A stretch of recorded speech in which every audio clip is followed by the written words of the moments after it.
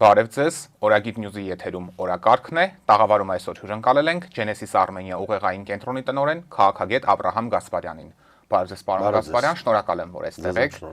Պարոն Գասպարյան, ուզում եմ սկսենք Անտալիայի դիվանագիտական ֆորումից, որին Հայաստանը արդեն որերորդ անգամ է մասնակցում է, սակայն դժվար է ասել, թե այդ ֆորումին մասնակցությունը մեր երկրին ինչ է տալիս։ Ընդհանուր առմամբ ինչպես է գնահատում մեր մասնակցությունը այս միջոցառմանը, այն ինչ որ բան տալիս է Հայաստանի Հանրապետությանը, թե ոչ։ Սովորաբար պետությունների համար միջազգային ձևաչափերում դիվանագիտական ֆորումների մասնակցելը շատ արդյունավետ պետք է լինի, ենթադրվում է, որ պետք է լինի։ Աշխարհում կան մի քանի նմանատիպ ֆորումներ, թե մասշտաբային առումով ավելի մեծ, թե բովանդակային եւ ցանցերի ու հնարավորությունների ստեղծման առումով ավելի ընդլայնված ֆորումներ, դիցուկ Մյունխենի անվտանգության հարցերով ֆորումը, որտեղ պետությունը երբ ներկայանում է իր առաջնահերթությունների մասին է խոսում, օրակարգն է ներկայացնում նպատակները եւ գործընկերները ման գալիս հստակ նպատակների շուրջ, որոնց հաջորդում է բնականաբար երկկողմ ձևաչափում հանդիպումները, հստակ օրակարգի մատնանշումը, ճանապարհային քարտեզով եւ այլն եւ այլն։ Վերջին 7 տարվա ընթացքում ինչ ֆորումի, որ Հայաստանը մասնակցել է, ես ամենայն դեպս քաղաքագիտական մասնագիտական առումով չեմ նկատել որևէ առանցքային գաղափար, տանող գաղափար, որի շուրջ թեկուզ մեկ կամ երկու պետության համախոհություն կստեղծվի կամ ինչ-որ կոնսոլիդացիա կկարողանան ապահովել։ Մեզ հայտնի է նույն 44-օրյա պատերազմից առաջ այն մասկի շոուն, որ Մյունխենում հենց տեղի ունեցավ։ Մյունխենյան հայտնի սկզբունքները։ Այո, այդ հայ անձնավորության եւ Ադրբեջանի նախագահի միջև, երբ մենք հայտարարք ֆիասկոյի ենթարկվեցինք, երբ Թշնամի պետության նախագահը ծաղրով կամ haranքով խոսում էր Երևանը Ադրբեջանի մայրաքաղաք, Արևմտյան Ադրբեջանի մայրաքաղաք լինելու մասին, բայց չգիտեմ ինչերից է խոսում։ Սա ինչի մասին է խոսում, որ դու որպես պետություն քո արտաքին քաղաքական դոկտրինը նախ չունես։ Ես ուզում եմ դեդուկցիայի մեթոդով հասնել ձեր հարցին։ Դու արտաքին քաղաքական առաջնահերթություններ չունես, դու ընդհանրական խորքային պատկերացումներ չունես, ընդհանրական ունես, բայց խորքային պատկերացումներ չունես քո հարևանների հետ հարաբերությունների մասին, դու ամենագլխավոր կնճռի հայ-թուրքական եւ հայ-ադրբեջանական հարաբերությունների կարգավորման հարցում չունես տեսլական, չունես հստակ մոտեցումներ, բայց ունես միջազգային քաղաքական դաշտում մնալու, ալիքի վրա մնալու, այսպես ասած, մի քանի սկզբունք, որոնցով ամենայն դեպս եվրոպացիներին կամ աշխարհին չես զարմացնի, ինչի մասին է խոսքը, աշխարհի երբ պիտի զարմանա, չէ, պիտի ասի, տեսեք, դեմոկրատիա, դու դեմոկրատիայի հետ որևէ աղերս չունես, առհասարակ ներքին քաղաքականության առումով։ Հեռու ենք բաստիոն լինելուց։ Ընդհանրապես, արտաքին քաղաքական դիվանագիտական հարաբերությունների կերտման եւ հարաբերությունների շինարարության առումով, այսպես ասենք, միջպետական, դու չունես սկզբունքայնություն, դու ունես պայթելադրանքով պայմանավորված ինչ-որ անկանոն շարժումներ, որոնք չեն տեղավորվում ոչ քո ազգային, ոչ քո պետական ժայռի մեջ։ Ինչ էր նշանակում Անտալիան։ Անտալիան հերթական քայլն էր Թուրքիային մերձենալը։ Հերթական քայլներ ցույց տալու, որ մենք իբր կոմպլեքսներ չունենք, մենք պատրաստ ենք հարաբերություններ ստեղծել մեր հարևանների հետ, ինչպես հայտարարվել է։ Բայց այդ հարաբերություններ կառուցելը պիտի ունենա իրավաքաղաքական հիմք, քաղաքական կամքը այս իշխանության մոտ կա, առերևույթ իրենք ասում են, ես չեմ խոսում ներքին լսարանի ազդեցության կամ հակազդեցության մասին, իրենց դիրքերից փորձենք դիտարկել, քաղաքական կամքը կա, մնում է պայմանագրային կամ քաղաքական իրավական դաշտը։ Խոսքը վերաբերում է երկու հիմնական փաստաթղթի առհասարակ, մեկը մեծ մայրօրենքն է, սահմանադրությանը, որի մեջ ներգրավված է Հայաստանի Հանրապետության անկախության հռչակագիրը, որն էլ հղում է տալիս 89 թվական դեկտեմբեր 1-ի հայտնի որոշմանը, սա մեկ, որին պետք է հրաժեշտ տա Հայաստանը, եւ երկրորդը ընդհանրապես ազգային անվտանգության ռազմավարության միջից պետք է դուրս գան այն բոլոր հղումները, որտեղ Հայաստանը հանդես է գալիս որպես Արցախի անվտանգության երաշխավոր, ինչը որ եղել է 94 թվականից հետո։ Այս երկու խնդիրները դրված են սեղանին փոխարենը հարաբերությունների հաստատման խոստում, Մենք չենք խոսում հարաբերությունների հաստատման կամ պատերազմական գործողությունները վերջնականապես դադարեցնելու եւ նորմալ դիվանագիտական հուն բերելու մասին ամենևին։ Այսինքն միանշանակ չէ, որ այսքանը կատարելուց հետո այդ ամենը տեղի կունենա։ Իհարկե, եւ իրենք էլ խոստովանել են, որ նորմալ փաստաթղթի ստորագրումը չի երաշխավորում պատերազմի վերսկսումը կամ ռեէսկալացիան։ Իրենք էլ են ասել, մենք այդ ցանիք չենք օրինում։ Մենք ընդհանրապես ասում ենք, որ այն քաղաքականությունը, որը դուք որդեգրել եք, որը ձեզ թելադրել են կամ դուք եք այսպես հղացել ներողություն եւ փորձում եք ամբողջ աշխարհի աչքին թոս փչել ասելով, որ հայ-ադրբեջանական խաղաղություն պիտի լինի, հայ-թուրքական սահմանը պիտի բացվի, դա տանելու է կործանարար քաղաքականության, որովհետեւ սա միակողմանի կապիտուլյացիա է, որտեղ վարչապետի աթոռը զբաղեցնողը մեկ ամիս առաջ ազգային ժողովում երբ ընդդիմադիր պատգամավորներից մեկը հարց տվեց, պարզ հարց, թե ինչ է ի վերջո զիջում Ադրբեջանը, այս ամենից նա հոգեխանգարմունքի մեջ ընկավ եւ իրեն բնորոշ անհավասարակշիռ եւ հախուռն պահելաձևով տեսանք ինչ էր շեղվեց բուն հարցից եւ մանիպուլացրեց բնականաբար ասել կուզի այստեղ Ադրբեջանը որևէ բան չի զիջում, Ադրբեջանը հակառակը սրանի վրա թելադրում է այն պայմանները, որպեսի սրանք վերջնականապես ներողություն սպորտային լեզվով պիտի ասեմ, քաղաքական շպագատի հայտնի ձևը ընդունեն եւ վերևից որքան հնարավոր է այնքան ճնշումներ գործադրեն նրանց վրա, որ ստիպի արտգործնախարարի պաշտոնը զբաղեցնողը ասել, որ մենք պատրաստ ենք երկու փաստաթուղթ ստորագրել, մեկը հենց Ադրբեջան խաղաղությունը այդ 17 կետերի, որոնք իրենք անվանում են խաղաղության փաստաթուղթ ստորագրի, մենք պատրաստ ենք ստորագրել եւս մեկ փաստաթուղթ, որով դադարեցվում է Մինսկի խմբի գործունեությունը։ Հարցի մյուս կողմն է, որ սա թե իրավական, թե քաղաքական, թե արժեքային, թե բարոյական առումով զրո է, որովհետև հանուն Թուրքիայի հետ հարաբերությունների վերսկսման խոստման կորցնել բանակցողի գլխավոր խաղաթուղթը, ես դեռ չեմ խոսում միայն Արցախի հարցի մասին, որը չի փակվել եւ բազմիցս եմ ասել, նորը բացվելու, այլ առհասարակ Հայաստանի ձեռքում բանակցային որևէ թուղթ չթողնել հետագայում հարմար աշխարհակաղակական գլոբալ փոփոխությունների եւ ռեգիոնալ վերադասավորումների պայմաններում այդ ամբողջը օգտագործել, սա նշանակում է, որ Հայաստանի իշխանությունը կգնա Անտալիա, Նյու Յորքում կհանդիպի Էրդողանի թուրքական տանը ինչ կանի, ինչ չանի, նպատակը մեկն է ամեն գնով ստանալ մի թուղթ, որի վրա կլինի երկու կարևոր բառ, այդ 17 կետերը էական չեն, վերևը խաղաղություն կամ դրան հոմանիշ ինչ-որ մի բառ եւ տակը Իլհամ Ալիևի ստորագրությունը, որպեսզի բերի ներքին լսարանին ասի, եթե ես 2021 թվականին նույնիսկ երբ խոստացա Շուշի եւ Հադրութի դեօկուպացիա, եւ դա չեղավ, մանիպուլացրեց, ստեց, հերթական անգամ հայրենիքի վաճառքով զբաղվեց, բայց գոնե տեսեք, ես բերեցի այն թուղթը, որը կոչվում է խաղաղություն։ Սա է ամբողջ նպատակը։ Իսկ նպատակը մարզերով գնալ, թափահարել այդ փաստաթուղթը, որպեսզի դրա միջոցով վերընտրվի հաջորդ տարի, թե այլ նպատակներ էլ ունի իր համար այդ փաստաթուղթը։ Դավիթ ջան, իր ամբողջ աշխատավոճը կառուցված է մեկ նույնիսկ այդ բառն է ափսոս ասեմ փիլիսոփայություն, որովհետև հիմնարար գիտությունը ֆունդամենտալ գիտությունը փիլիսոփայություն։ Իր ամբողջ աշխատանքային փիլիսոփայությունը հետեւյալ տրամաբանության վրա է կառուցված։ Մարդկանց ներշնչել վախ, որ պատերազմ կլինի, եթե ես չլինեմ։ Նա ամբողջ իրենց նպատակը իր եւ իշխանություն զավթած խունտայի նպատակը հենց դա է, որ մարդկանց մոտ սերմանել միտքը, որ հերիք չէր Արցախյան պատերազմը, որ ձեր զավակներին զոհաբերեցիք, եւս մեկ պատերազմ եք ուզում, եւ ինքը բարիկադներ է կառուցում միևնույն հանրության ներսում, հա, միևնույն ժողովրդի ներսում, պատերազմի կողմնակիցներ եւ խաղաղության աջակիցներ, այսպես ասած։ Սա շատ վտանգավոր է, որովհետեւ եթե դու հայտնվես երրորդ ճակատում, որ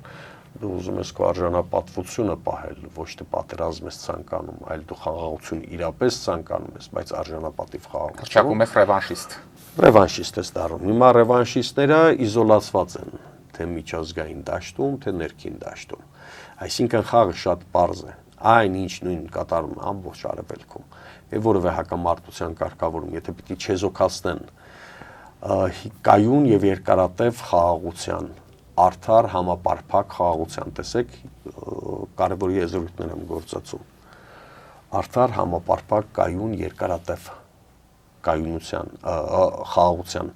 մասին խոսելիս պետք է լինեն այնպիսի դերակատարներ, որոնք իսկապես գիտակցում են այդ խաղաղության գինը, ընդ որում երկու կողմից։ Եթե Ադրբեջանի համար սա ազգային արժանապատվության, այսպես ասենք, կամ պետական արժանապատվության պահպանման հարց է, ապա Հայաստանի համար ինչ է սա։ Հայաստանում պիտի չլինի որևէ մեկը կամ նույն ընդդիմադիր կլինի, ինչ ուզում եք անվանեք, որը խոսի արժանապատվության մասին։ Չպիտի լինի, այսինքն մենք մեր այսպես պարանոցը վիզը ծառած պիտի ման գանք, ասենք, չէ, ճիշտ է հանուն այդ խաղաղության, մենք դեմ չենք խաղաղությանը, մենք չենք ցանկանում պատերազմ եւ սա ամբողջ աշխարհը պիտի իմանա եվրոպական կառույցներից մինչև արևմտյան, որոնք անընդհատ տարփողում են, հա, այդ հարցը։ Ոչ մի ռացիոնալ մարդ պատերազմ չի ցանկանում, բայց ավելի լավ է պարտադրված պատերազմում քեզ դրսևորես որպես արժանապատվության համար կռիվ տվող մարդ, քան ամբողջ կյանքդ վիզը ծռած ենթարկվես քո թշնամու թելադրած օրակարգին եւ պահանջներին։ Սա է տարբերությունը։ Հիմա այս իշխանությունը ջրբաժանը, որ ստեղծվել է, դարձյալ նույն գետը, որ մտնում է, նույն հնամաշ շորերով, հա, քաղաքական լոզունգներով եւ նարատիվով առհասարակ, որ ինքը խաղաղություն է բերում, ինքը խաղաղություն չի բերել։ Ինքը անցած 7 տարվա ընթացքում խաղաղության եւ խաղաղաշինության հետ կապված որևէ process-ի մասնակիցը լինելով հաջողություն չի արձանագրել, ինքը բերել է ավեր, ինքը բերել է Հայաստանի ինքնիշխան տարածքների կորուստ, ինքը բերել է զոհեր, բերել է պատերազմներ եւ բացի ճաճանչափայլ մտքերը պաթետիկ խոսքը մեզ են անվանում, որ մենք պաթոսով ենք խոսում, դե ձեր խոսքի մեջ պաթոս կա, իսկ որն է չպաթոսը, այն որ գնաս ամբողջ պետության կարողականությունը եւ դիմադրողականությունը զրոյացնես եւ հորիզոնական դիրք ընդունես Թուրքիայի եւ Ադրբեջանի տակ, Թշնամու բոլոր պահանջները բավարարես։ Եթե դա է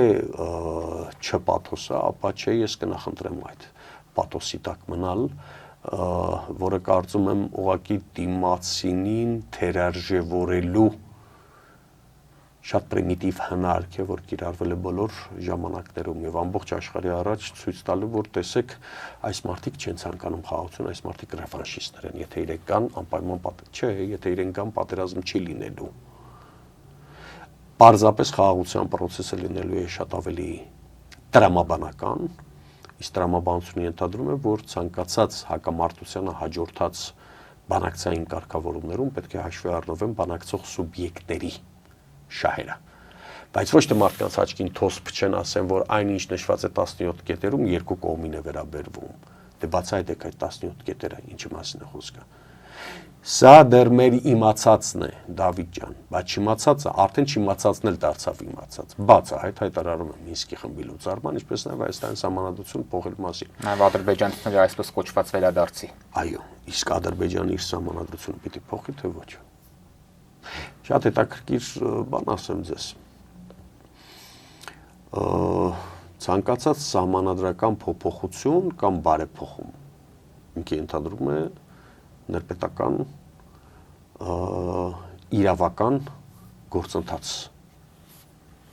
Հասկանալի ժողովից սկսած, մինչև հանրային լսումներ, մինչև սահմանադրական դատարանի համապատասխան որոշում, հակասում է, չհակասում, մինչև հանրաքվե, հա։ Ադրբեջանը չունի այդ խնդիրը։ Ադրբեջանի ներքին օրենսդրությունը թույլ չի տալիս նման բան, այսինքն այդ երկրում հնարավոր է գնալ այնպիսի զեղծարարության, որ տեղում կարողանան այդ խնդրին լուծում տալ ինչ-որ վաղ միսօր սահմանադրության փոփոխության կարիք չկա, եթե դիցուկ ասեմ, որ արևմտյան Ադրբեջանը հանդիսանում է Ադրբեջանի Հանրապետության մաս։ Ասում են օրինակ փաստաթղթում կետ ունենք, որով թույլ չի տալիս ներքին օրենսդրությանը հղում կատարելով խուսափել պարտավորությունից եւ հենց սրանով են փորձում մեր հանրությանը համոզել, որ ձեր ասածը կարող տեղի ունենալ։ Դա մոլորեցնելու հերթական քայլն է, որովհետեւ ինչ է նշանակում դու միջպետական պայմանագիր ես կնքում, թե ինչ է, շարադրության մրցույթ է դա։ Ինչի մասին է խոսքը։ Հետո ձեզ մի բան էլ ասեմ։ Այդ ամբողջ խոսույթը ինչու է ձևավորվում այդպես։ որովհետև այդ բանակցությունները միջնորդավորված չեն։ Օրինակ այդտեղ մի կետ կա, որտեղ եթե Հայաստանի ու Ադրբեջանի միջև սահմանային, չգիտեմ, դեմարկացիա, դելիմիտացիայի հետ կապված ինչ-որ խնդիրներ կառաջանան, ով պիտի լուծի հարցը։ Երբ որ ես եւ դուք հարց ենք ունենում, դիմում ենք երրորդին լավագույն դեպքում, եթե իրարից չենք կարողանում լուծել, չէ՞։ Հիմա այդ երրորդի բացառման սկզբունքն է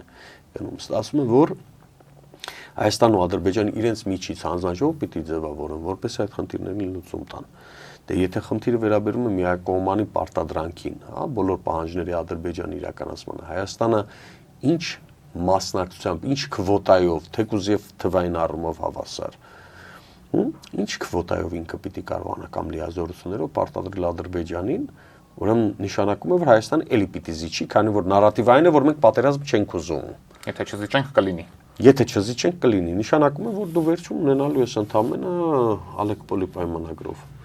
դեկտեմբերի 2-ին քեզ վերապահված, չնայած այդտեղ էլ որոշ նորություններ կան, որ Սյունիքը պահվեց Հայաստանի կազմում, բայց ստացվում է, որ դու Ադրբեջանին եւ Թուրքիային տալիս ես կանաչ լույս, Թուրքիային Ադրբեջանի միջոցով, որովհետեւ Թուրքիան այնքան է թաթախված ռեգիոնալ տարբեր հարցերի խնդիրների մեջ, որ ինքը չի գնա բացահայտ ագրեսիայի, իր ագրեսիան դրսևորվելու է հերթական անգամ շատ ավելի բացահայտ Ադրբեջանի դիրքերը միջազգային դաշտում պայելով եւ ռեալ հողի վրա իրեն մատակարարելով եւ լոգիստիկ բոլոր հնարավորություններն օգտագործելով ընդդեմ Հայաստանի ադրբեջանական ագրեսիան իրականություն դարձնելու եւ հարկ եղած դեպքում հայ-թուրքական սահմանին ստեղծելու այնպիսի անկայունություն, որը կհանգեցնի Հայաստանի ընդհանրապես ռազմավարական դիրքերի եւ ազդեցության կոլապսին, վերջնական թուլացմանը, իսկ եթե անկայունություն կա որևէ միջպետական սահմանում, դա նշանակում է, որ այդ պետությունը մտնում է անշարժելի քաոսի շրջափուլ։ Պարոն Գասպարյան, նույն Անտալիայում կայացած պանելային քննարկման ժամանակ Ադրբեջանի արտգործնախարարը Սյունիքով անխոչնդոտ հաղորդակցություն պահանջելու հարցն հերթական անգամ բարձրացրեց եւ նշեց, որ իրենք մտավախություն ունեն, որ Հայաստանում հնարավոր իշխանափոխությունից հետո կարող են խնդիրներ ունենալ, դրա համար էլ հենց անխոչնդոտ են անցումը պահանջում։ Մենք Բայրամովի հայտարարությունից կարող ենք եզրակացնել, որ Բաքվում էլ են արդեն գիտակցում, որ Նիկոլ Փաշինյանը հեռանալու է, ուստի նրա իշխանության հետ այլևս չեն ցանկանում որևէ պայմանավորվածություն ձեռք բերել։ Բաքուն այսքան ժամանակ անվերապահ աջակցություն է ցուցաբերել Անկարայի հետ միասին Հայաստանի գործող իշխանությանը եւ երեք այս հարցում միաժամանակ աշխատում են, համաժամանակ են աշխատում։ Զուտ մեկ պատճառով, որ դեռ 21 թվականի խորհրդարանական ընտրությունից հետո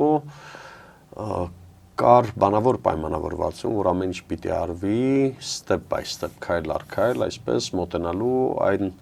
բաղձալի նպատակին, որը կոչվում է Հայաստանի անկախության հռչակագրից հրաժարում։ Այդ իսկ պատճառով նաև բազմաթիվ նախաձեռնություններ, որոնց նպատակը Հայաստանի որպես Արցախից մնացած պատառիկների անվտանգության երաշխավորի դերակատարման ջնջումներ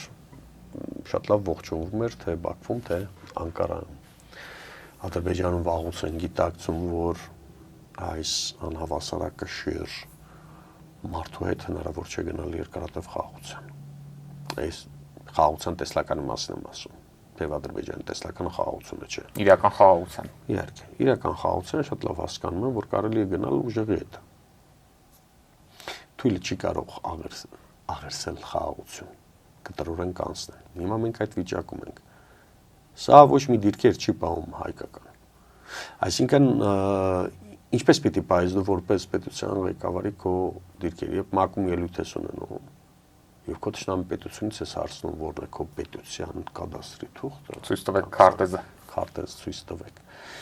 Երբ դու բացահայտ ինչ-որ տխմարագույն խոսույթ ես մտցնում, քո հոգեվոր մտավոր մակարդակին հարիր շրիշակի ցածր իրական Հայաստան, չգիտեմ ինչ Հայաստան, կարմիր զգեստ։ Այս մարդիկ նայում են, չէ, աշխարհի հիմար չէ, հետևում է քեզ, թե դու ինչեր ես անում եւ ինչ ես խոսում։ Երբ դու խոսում ես, տեսեք, նույնիսկ Հայաստան գետ մեկ անգամ այցելած երբևէ պաշտոն զբաղեցրած եվրոպացի կամ արևմուտք ցանկացած պաշտոնյայի, որ հիմա կանգնեք ասեք, որ մենք ուզում ենք Արարատից հրաժարվենք որպես սիմվոլ, կարող է այնքան անարգալից խոսքեր ասի քեզ։ Դե ուր մնաց, եթե քո պետության ղեկավար ներկայացողը ամբողջ աշխարհում, հա, դիրքավորվում է որպես մենք արագած եւ այսինքն սիմվոլիկայից հրաժարվելը սա։ Այդ բոլոր քայլերը մանր այսպես կողքով որ դնում են Ադրբեջանում շատ լավ հասկանում են, որ իրենք գործ ունեն ոչ թե լուրջ ղեկավարի հետ։ Ադրբեջանում հիմար են, ոչ իհարկե։ Ադրբեջանում շատ լավ հաշվարկում են, շատ լավ գիտեն, որ հետ Նիկոլյան Հայաստանի հետ շատ ավելի բարդ է լինելու բանակցելը։ Շատ լավ հասկանում են, որովհետև այո, հայությունը դեռ արժանապատվություն չի կորցրել եւ Հայաստանում կան եւ հայության շրջանում կան 100,000-ավոր մարդիկ, եթե չասեմ միլիոնները, որոնք համաձայն չեն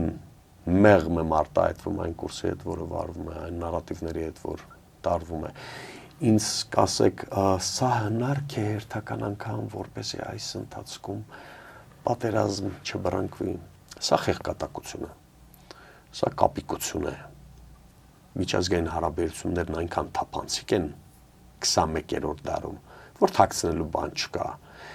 Դա կարելի էր դիտարկել նույն ասենք 90-ականների սկզբին որպես Թուրքիայի աչքը չկարմրացնել, որովհետև Խորհրդային Միությունը կազմակերպվել է հիմա բանաձևն է փոխվել, մարդիկ բացահայտ ասում են, տեսեք Իրանի վրա հնարավոր հարձակման թեև բազմիցս վերլուծականներում նշել եմ, որը բացառում եմ։ Կարծես թե խուսափում են կողմերը։ Բայց այսուհանդերձ տարածաշրջանը երրող կացայի մեջ է, հա, տակառի վրա ես դու վառոդի։ Բայց կանգնես ասես, որ մենք զիջում ենք, այո, միայն թե ստորագրիր այդ փաստաթուղթը, սա կրկեսից ոչինչով չի տարբերում, որովհետև արևմուտքում էլ սա մի ժամանակ որ աջակցություն ուներ, իր աջակցությունը պայմանավորված էր բացառապես մեկ հանգամանքով, որ ռուս-ուկրաինական հակամարտության վերամեկնարկից հետո եվրոպացի խնդիր ունեին Ադրբեջանի միջոցով գազ եւ նավթ, հա, հանել այդտեղից, տարանցել եւ շրջանցել Ռուսաստանը առանց հասկանալ, որ ոչ մի միջինասիական պետություն չի կարող բավարարել Եվրոպայի պահանջը, եթե այդտեղ ռուսական ներկայացվածությունը չլինի առհասարակ, այսինքն ռուսական գազը չլինի Ադրբեջանի տարածքով։ Իրենք աջակցեցին բացառապես մեկ բանի համար, որ Արցախի հարցում կատարի իրարից զիջումը, նշաձող իջեցնել, չգիտեմ, մենք պետք է անվտանգություն եւ այլն։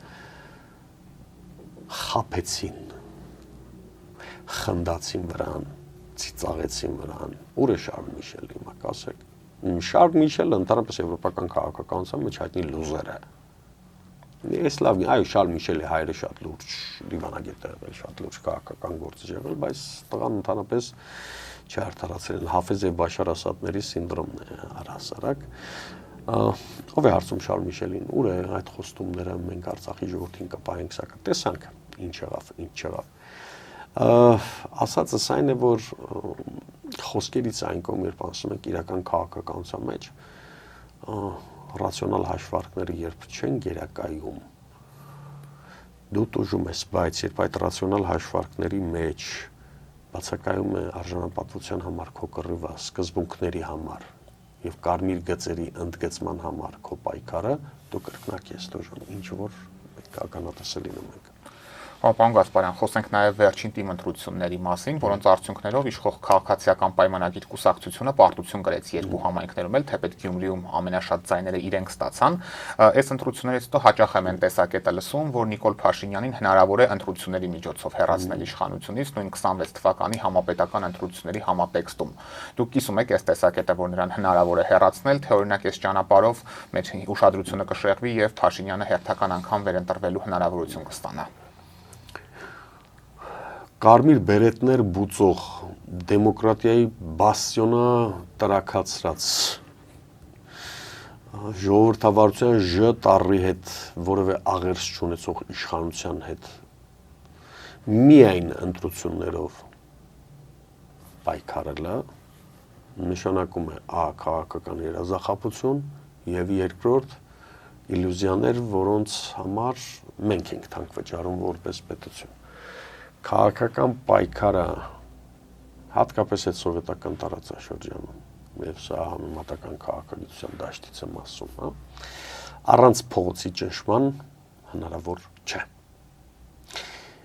էլիտաների փոփոխությունը ընդհանրապես այս տարածքում մեր երկրում, լավ, այսպես ասեմ։ Ու բացառությամբ 98 թվականի փետրվարի 3-ի հրաժարականի Տեր-Պետրոսյանի, դա էլ իր պատճառներն ուներ բնականաբար, առանց փողոցի քաղաքական ազդեցության կիրառման ընտրական տեղամասերում իշխանափոխություն իրականացնելը իլյուզիա է։ Մոտավորապես 21 թվականի պատկերը կունենանք։ Իհարկե։ Ես կարծում եմ, որ դրանք սինկրոնացված են եւ մեկ մյուսի հետ օրգանական կապ ունի։ Ի վերջո սա մի իշխանություն է, որը դրժել է իր իսկ տված խոստումները։ Ոչ միայն դրժել է, ոչ միայն երկիրը տարել է ավերի եւ ձախողումների, այլև ագրեսիվ հակակարծությամբ է զբաղվում, մեղադրելով հակառակ ճամբարում, այսինքն իրենից դուրս գտնվող բոլորին ռևանշիստական մտորումներ, մղումներ կամ գործելավոճ ունենալու հարցում։ Ի վերջո քաղաքակիրթ աշխարհը այո ընտրատեղամասում է որոշում, թե ով պիտի ղեկավարի, բայց Հայաստանում բացառում եմ ես առանց փողոցի ճնշման որևէ քայլ, որ իշխանությունը կգնա հանուն պետական շահի։ Հիշեք 22 թվականի սեպտեմբերի 13-ի դեպքերը։ Նույն այս մոլագարը ինքն էր չէ, անընդհատ ասում պիտի զիջեմ, 2 օր առաջ տնից ազգային ժողովում, հետո երբ փողոցում 50,000 մարդ հավաքվեց, կուրկուրի ձաքի նման մտավ ուղիղ եթեր, ես եմ այդպիսի բան ասում, ես այդպես բան չեմ, դուք սխալ եք հասկացել ինձ ինչպես ժողովուրդն է 1980 ոչխար, այն դեպքում երբ որ ինքն է խոտը ուտում, ժողովրդին օրը ցերեկով դրեց գառան տեղ, որ դուք սխալ եք հասկացել։ Այսինքն երբ դու ճնշումը գործադրում ես, ինքը լավ էլ գիտի այդ ստից հետ կանգնելու տարբերակը, շատ լավ էլ գիտի իրեն դերասան սուտ մեռոք ձևացնելը, որ ես նման բան չեմ ասել։ Դե հիմա պատկերացրեք այդ ամբողջ երկրի մասշտաբով է լինում։ Եվ համապետական սուտը ճնշելու ոչ միայն ընտրական քվեի, այլ նաև փողոցի միջոցով, կազմակերպված փողոցի, համակարգված փողոցի միջոցով ինքը միանգամից դիրքերը զիջել է։ Այսինքն ընտրությունները պետք է նաև զուգահեռ փողոցային պայքարով ուղեկցել եւ հեղափոխության վերածել։ Ես չգիտեմ անունը ինչ կուզեք դրել, կարող է այդ հեղափոխություն բառը պետք է ճիշտ եւ սահմանափակ գործածել։ Ես մասնագիտական խանդով եմ վերաբերվում իմ մասնագիտությանը եւ լեզվամտածողությանը, վերջին հեղափոխությունը բոլշևիկներն էին արել, հիմա եթե 18 թվական դիտարկենք նեոբոլշևիզմի վերադարձ որպես համաձայն եմ այդ առումով, բայց հեղափոխությունը շատ ծանր բառ է, շատ ծանր քաշային կատեգորիաներ կան իր տակ, արժեքներից սկսած մինչև կարգեր, մինչև սոցիալ-տնտեսական քաղաքականություն, մինչև վերաբերմունք եւ դիրքավորում աշխարհում։ Այդ ամբողջը չկա, հիմա անունը դրել են թավշա, չգիտեմ ինչ հեղափոխություն, դա իշխանահանձնում էր, իշխանազավթում էր, իշխանություն վերցնել էր հստակ կոնկրետ նպատակով Արցախի վաճառքի գործարքեր ի վերջո, ժողովրդի մերձավարակները ցավոք հավատալով փոփոխությանը, բայց չակնկալելով, որ այդ փոփոխությունը կհանգեցնի հայրենիքի կորստի, մտանք մի շրջափուլի մեջ, որից մինչև հիմա դուրս չեն գալիս, բայց ես լիահույս եմ, որ եւ փողոցի ճնշմամբ եւ ընտրական process-ի միջոցով սրանցից պետք է ձերբազատվենք եւ ձերբազատվելու ենք։ Եվ պարոն Գասպարյան, Նիկոլ Փաշինյանը կառավարության վերջին նիստի ընթացքում, այսպես ասած, խոստովանեց, որ ինքն ու կառավարության մյուս անդամները 7 տարի շարունակ նույն դասարանում են մնացել։ Ինչպես կմեկնաբանեք կառավարության ղեկավարի այս ինքնախոստովանությունը, ինչու է վերջինս սկսել վերջին շրջանում ընդդիմադիր կեցվածքով հանդես գալ, ընդ որում շատ հաճախ։ Որ առաջին դասարանում են մնացել, ես միայն ողջունում եմ իր անկեղծությունը։ Իսկապես բարձր եմ գնահատում իր ինտելեկտուալ եւ էրուդիցիոն պաշարը, թող մնան այդպես։ Ցույց տալ, որ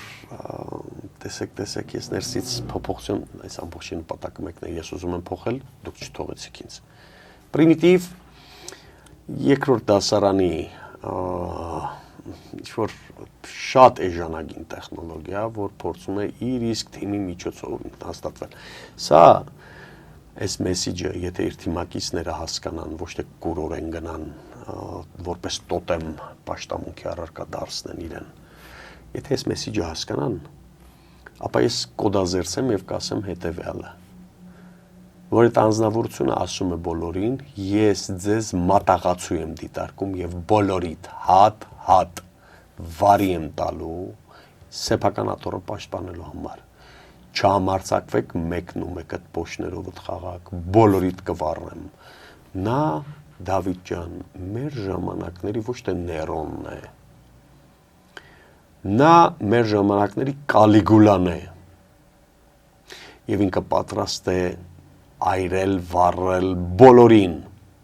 եւ ամեն ինչ։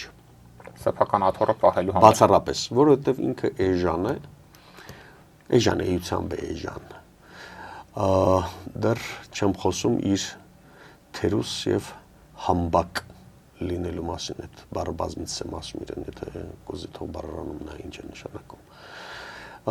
Իր նպատակը դա է, բացառապես սեփական իշխանությունը եւ հանուն այդ իշխանության պահպանման բոլորին վարի տալ։ Այսինքն նաեւ նոր պաշտոնանկություններ, այսպես SMS-ային նման բաների մասին, ձերբակալություններ նաեւ կլինեն, հիմա կոռուպցիայի դեմ պայքարի շրջանակում կգա մի քանի հոգու թևը կվոլորեն, աչքը կարմրացե քաղաքապետի վրա բնականաբար,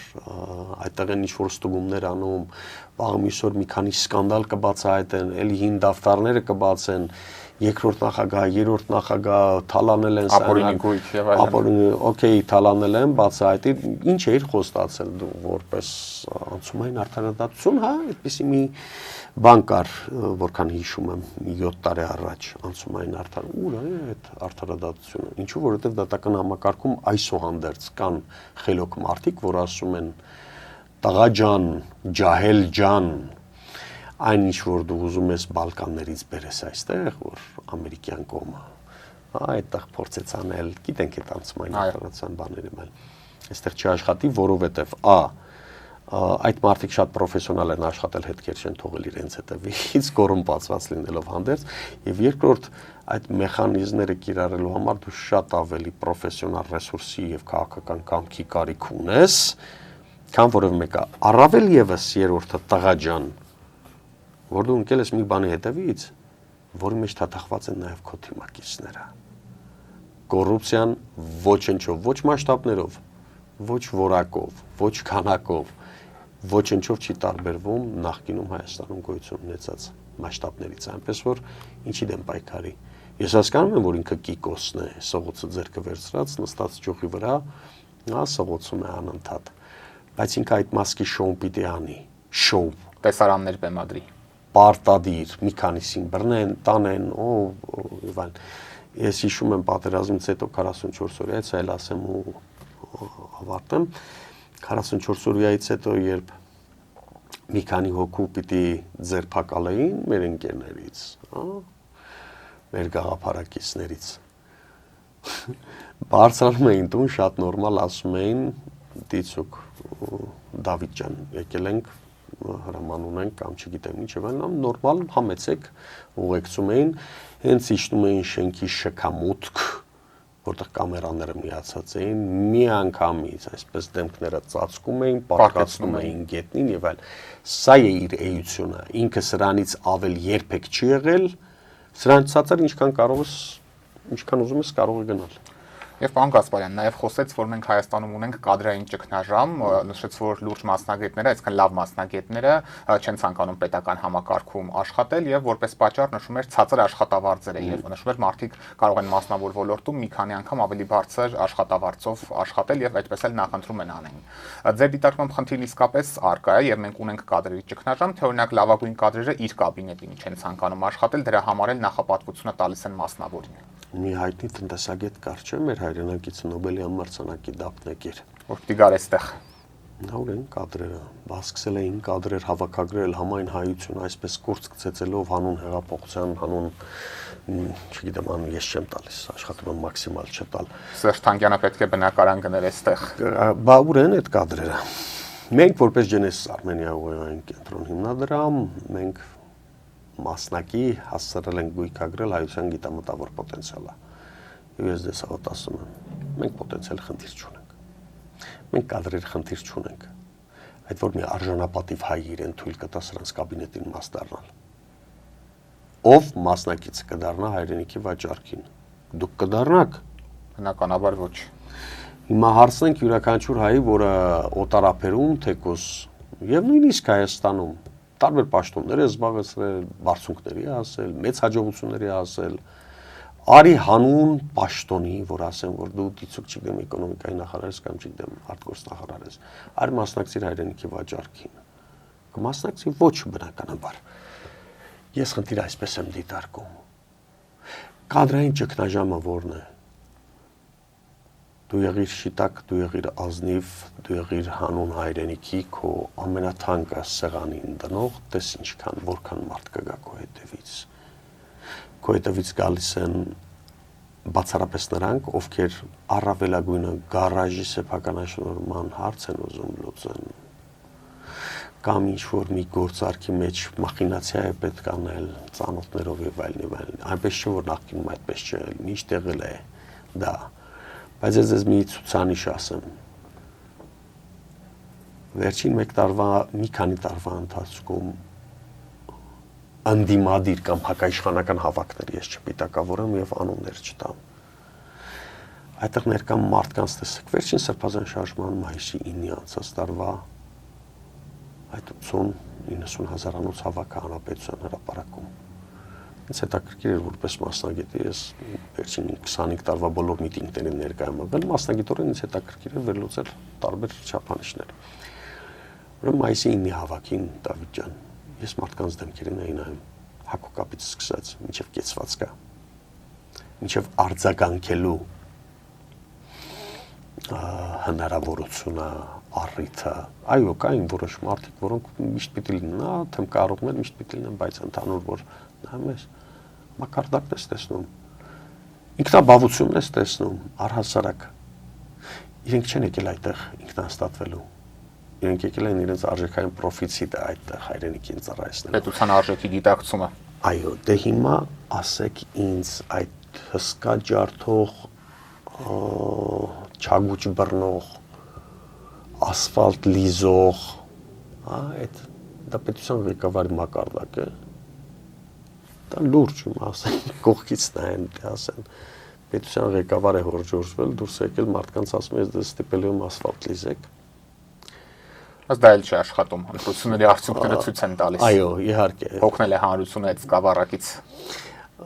Ընդհանրապես իրենց հոգնել իր